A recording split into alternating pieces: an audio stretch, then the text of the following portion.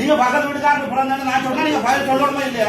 அதான் அந்த மைக்க தாங்க தயவு ஐயா தயவு செய்து மைக்க தாங்க மைக்க பண்ணி வைக்கிற இந்த அதிகாரம் உங்களுக்கு இல்லை. இன்று நடைபெற்ற கிளிநொச்சி மாவட்ட ஒருங்கிணைப்பு குழு கூட்டத்திலும் குழப்பம். பாராளுமன்ற உறுப்பினர் அர்ஜுனாவின் தந்தையை பற்றி கதைத்ததால் அமளித்தும் வழி.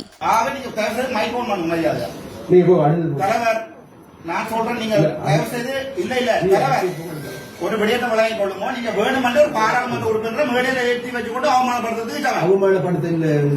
இல்ல இல்ல. இப்ப நான் உங்க அம்மா அப்பா நீங்க குறைக்கு பிறந்தேன்னு சொன்னா நீங்க அதுக்குரிய பயிர் சொல்லணுமா இல்லையா?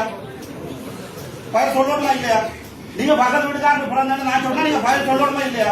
அதான் அந்த மைக்க தாங்க தயவு ஐயா தயவு செய்து மைக்க தாங்க மைக்க பண்ணி வைக்கிற இந்த அதிகாரம் உங்களுக்கு இல்லை.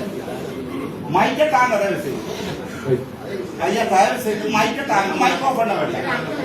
மைக்க ஆஃப் பண்ண வேண்டாம்.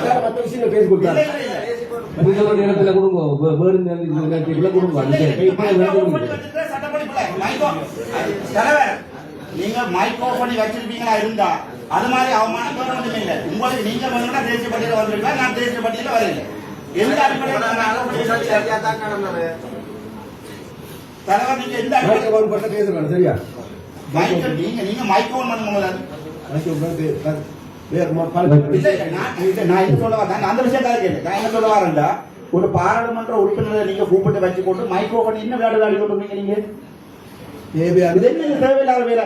ஒரு ஆள் என்ன நோக்கி ஒரு கருத்து சொன்னா அதுக்குரிய பதில் சொல்ல வேண்டிய அனுமதி எனக்கு இருக்கு. நீங்க ஒரு ஆளை கலைக்க விட்டு போட்டு அதுக்குரிய பதில் எனக்கு சொல்ல வேண்டாம். இந்த மண்ணு தான் எங்க அப்பா உயிரை கொடுத்து கருத்துக்காங்க. இல்ல இல்ல நீங்க செய்ய ஒரு மாபெரும் உங்களோட பிரச்சனை உங்களோட வச்சு கொள்ளுங்க. என்னோட எந்த பிரச்சனை இல்லையே. இது வந்து இயற்கை பிரச்சனை, இது விடுதலை போராட்டம் இருக்கிற பிரச்சனை. ஐயா பேசலாம் நீங்க பேசலாம் அவ்வளவுதான். ஐயா நீங்க ஒரு விஷயத்தை விளங்கிக் கொள்ளுங்க. நீங்க மைக் ஆஃப் பண்ணது முதலாவது பிள்ளை. யாரை கட்டிங்க மைக் ஆஃப் பண்ணீங்க? நீங்க என்னுடைய மைக் ஆஃப் பண்றது உங்களுக்கு எந்த அதிகாரம் இல்ல. எந்த எந்த சிறப்பு காட்டு வந்தீர்கள்? இல்ல இல்ல நீங்க போய் சிறப்பு காட்டுங்க. ஐயா நீங்க இல்ல முதல்ல அவர் இல்ல இல்ல நீங்க நீங்க ஐயா இதுதான் லாஸ்ட் போடி உங்களுக்கு.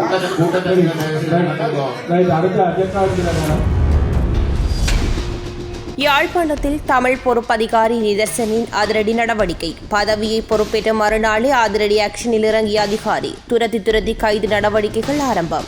இன்றைய தினம் சுன்னாகம் நகர் பகுதியில் வீதியில் நடந்து சென்ற பெண்களின் தங்கச்சங்கிலியை கொள்ளையடித்த ராணுவ சிப்பாய் ஒருவர் சுன்னாகம் போலீஸ் நிலைய பொறுப்பதிகாரி சி நிதர்சன் தலைமையிலான போலீஸ் குழுவினரால் அதிரடியாக கைது செய்யப்பட்டுள்ளார். அத்துடன் சுன்னாகம் பகுதியில் மீட்டர் வட்டிக்கு பணத்தை பெற்ற ஒருவரின் முச்சக்கர வண்டியை மீட்டர் வட்டிக்கு பணத்தை கொடுத்தவர் கத்தி முனையில் பறித்து சென்ற சம்பவம் நேற்றிரவு இடம்பெற்றுள்ளது.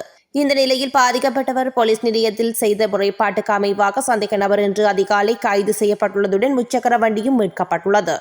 ஏதாவது எங்களை போலீஸ் சொல்லக்கூடிய பிரச்சனை எதுவும் இருக்குமா இருந்தால் சொல்லுவோம். நீங்க இணைக்கிற பிரச்சனை யாரும் பெறலாம். போலீஸ் நிலையத்துக்கு வந்து அந்த இடைத்தரகர்கள் எல்லாம் அப்படிலாம் தேவையில்லை. நேரடியாக எந்த பாசம் உங்களுக்கு விடாங்க.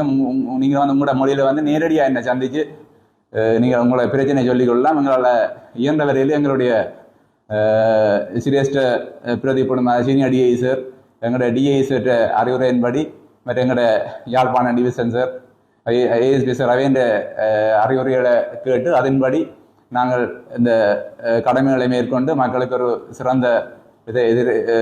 சிறந்த வாழ்க்கை முறையை ஏற்படுவதற்கான கடமைகளை மேற்கொள்வதற்கு நாங்கள் தயாராக இருக்கிறோம். நன்றி. யாழ்ப்பாணத்தில் ஜனாதிபதி அன்றகுமார திசாநாயக்க கலந்து கொண்ட நிகழ்வுக்கு 1 கோடி ரூபாய் செலவு. விளக்கம் அளிக்கிறார் தேசிய மக்கள் சக்தியின் தமிழ் பாராளுமன்ற உறுப்பினர் இளங்குமரன். தமிழ் மக்களுக்கு சுருக்கமாக ஒரு வெட்டிங் நிகழ்வுக்கு எவ்வளவு செலவழிக்கிறார்கள் திருமண நிகழ்வுக்கு. அதற்காக செலவாகிற திருமண நிகழ்வை இடைநிறுத்துகிறார்களா?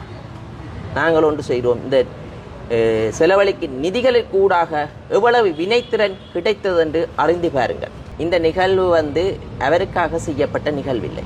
இது ஒரு அரச நிகழ்வு. உண்மையாகவே அத்தியாவசியமான ஒரு தேவைப்பாடு. இன்று நாங்கள் நினைக்கின்றோம் இந்த நாட்டில் போலீசார்கள் தேவையில்லை என்று போலீசார்களை வீட்டுக்கு அனுப்பிவிடுவார் சம்பளம் கொடுக்காம. இன்றைய போதைப்பொருள் கூடாக எவ்வளவு சொத்துக்கள் அரசுடைமையாக்கப்பட்டிருக்கிறது.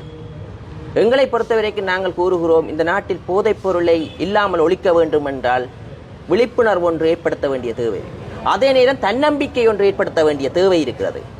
உங்களுக்கு தெரியும் முன்னைய காலத்தில் இந்த ஆர்டிஏ ஃபைல்களை போட்டு பார்த்தீர்களா இருந்தால் தெரியும் எவ்வளவு நிதிகள் செலவழிக்கப்பட்டிருக்கின்றது வீண்பிரியமாக. இந்த நிதியானது வீண்பிரியம் இல்லை. அங்கே வந்தவர்களுக்கு அழகாக இருக்கைகளை வைத்துட்டு அழகான ஒரு இடங்கள் தெரிவு செய்யப்பட்டு ஸ்டேஜ் அடிக்கப்பட்டு செலவழிக்கப்பட்டிருக்கிறது. நாங்கள் மக்களுடைய பணத்தை வீண்பிரியம் செய்யவில்லை. இதன் ஊடாக எதிர்கால சந்ததிகளுக்கு இந்த நாட்டில் போதைப் பொருளை முற்றுமுழுதாக ஒழிக்க வேண்டும். போதைப் பொருளை முற்றுமுழுதாக ஒழிப்பதற்காக நாங்கள் எவ்வளவு செலவழிக்கவும் நாங்கள் தயாராக இருக்கின்றோம். ஏனென்றால் இந்த நாட்டில் போதைப் பொருள் முற்றுமுழுதாக ஒழியும் பட்சத்தில் இருந்துதான் இந்த நாட்டை மீட்க முடியும். ஏனென்றால் அபிவிருத்திகள் வரும்போது இந்த நாட்டில் போதைப் பொருள் இருக்குமாக இருந்தால் அபிவிருத்திகள் எல்லாம் வீண்பிரியமாகும். எங்களுக்கு தெரியும், ஜனாதிபதிகள் கூறினார், ஹைவே பாதையில் போதைப் பொருள் பாவிப்பவர்கள் அங்கே மின் வயர்களை வெட்டி எடுத்து செல்கிறார்கள். அவ்வாறென்றால் இந்த நாட்டில் இருந்து முற்றுமுழுதாக போதைப் பொருளை முற்றுமுழுதாக ஒழிக்க வேண்டிய தருவாய் இருக்கிறது. அதற்கான நிதிகள் நாங்கள் எவ்வளவும் செலவழிக்க தேவை. ஈஸ்டர் ஞாயிறு தற்கொலை குண்டு தாக்குதல்கள் தொடர்பில் அரச புலனாய்வு சேவையின் முன்னாள் பணிப்பாளர் மேஜர் ஜெனரல் சுரேஷ் சாலி கைது. இன்று அதிகாலை குறித்த கைது நடவடிக்கை முன்னெடுக்கப்பட்டுள்ளது. குண்டுவெடிப்பு சம்பவங்களுடன் தொடர்புடையவர்களுக்கு உதவி அளித்தமை மற்றும் சதித்திட்டம் தீட்டியமை போன்ற குற்றச்சாட்டுகளின் அடிப்படையில் குற்றப்புலனாய்வு திணைக்களத்தினால் அவர் கைது செய்யப்பட்டுள்ளதாக இன்று இடம்பெற்ற விசேட ஊடக சந்திப்பில் போலீசார் தெரிவித்துள்ளனர்.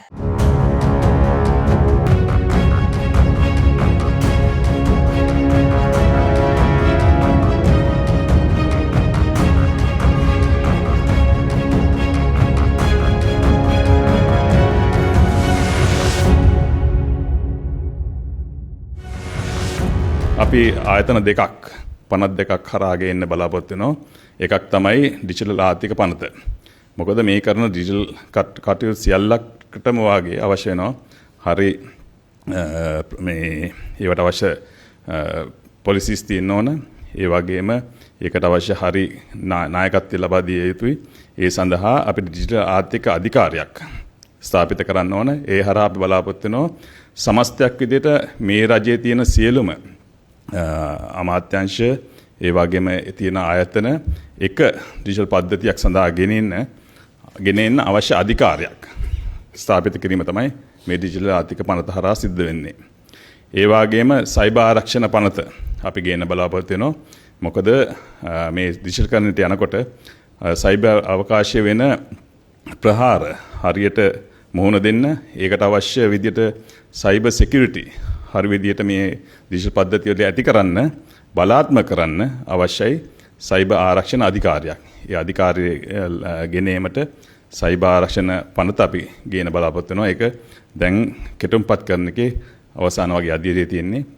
මේ කියන පනත් දෙකම මේ අවුරුද්ද ඇතුළත ගෙනල්ලා මේ කියන අධිකාරීන් දෙකම අපි ස්ථාපිත කරන්න බලාපොරොත්තු වෙනවා.